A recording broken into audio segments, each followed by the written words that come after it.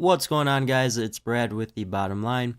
Today I want to talk about 3 monthly dividend paying stocks. Now, most companies pay their dividends every 3 months or quarterly. These companies pay them out every single month. This is great for those of you who want to eventually build that sustainable monthly income source, or if you just want your gains to compound at a quicker rate. Now, I'm not saying to go buy these stocks or that they are a good buy. As always, do your own research to determine if you feel they are fairly valued and can support these dividend payments into the future. But at number 1, we have the Realty Income Corporation, ticker symbol O.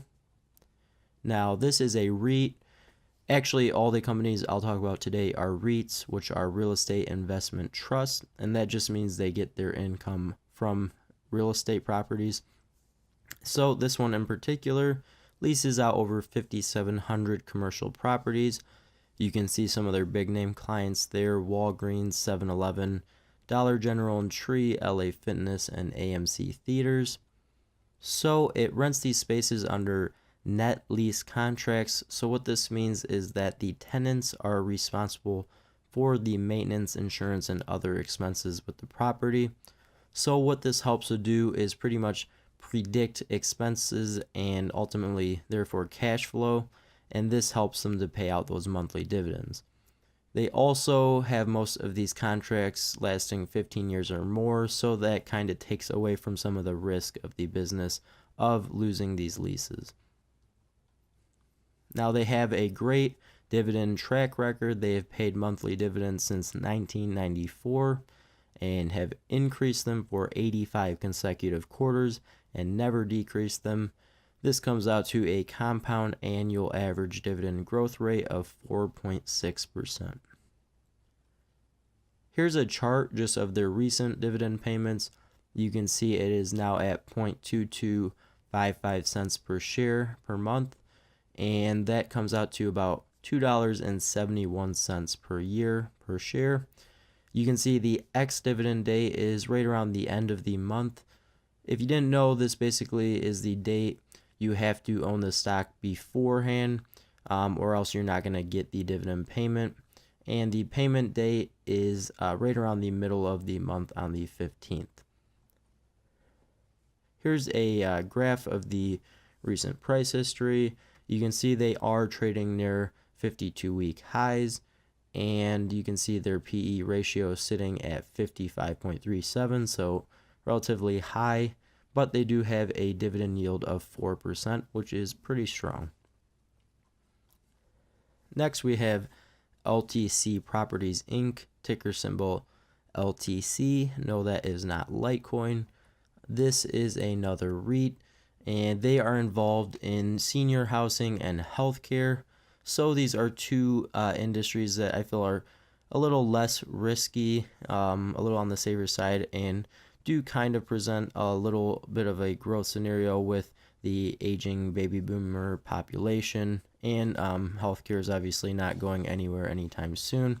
So they use a variety of methods with their clients, whether it's sale leasebacks, mortgage financing, joint ventured, or other structured finance solutions.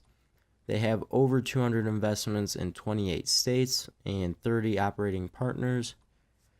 So their portfolio is split right down the middle between those two categories, the senior housing and nursing properties. They have a pretty strong dividend history, not as good as Realty Income, but they have paid monthly dividends since 2005 and have increased the dividends from 11 cents monthly to 19 cents now in 2019. Here's a chart of the recent history. You can see that 19 cents per share monthly hasn't actually been increased in the recent past, but you can see that comes out to $2.28 per year per share, and the ex-dividend date right around the 20th of the month. And if you have these shares before that date, then you will get the payment on, usually looks around the 30th or so, right at the end of the month. Here's a price chart. You can see they're in the upper range of their 52-week range, but definitely not near all-time highs. PE of 11.28, so pretty low PE, and a dividend yield of 5.13%, so a nice solid dividend yield. Last up, we have EPR Properties, ticker symbol EPR. They are another REIT involved in entertainment, recreation, and educational properties. So here is a chart that kind of breaks down how much of their portfolio is in each category. Now, the education sector kind of acts as a hedge for risk, just because it tends to not be affected as much by a recession or poor economic conditions, and also kind of as a growth factor because of the growth of private charter schools and such, which they are involved in. Now, their revenue, income, and funds from operations have grown each year since 2013. So if you didn't know, FFO is pretty much just cash flow for a REIT. So that's a good thing you want to have for a company paying out dividends every single year. They own about a little over 400 properties. And monthly dividends have been paid since 2014, so not the longest dividend history, but has grown from 0.2633 cents to 0.375 cents per share per month. You can see that on this chart here.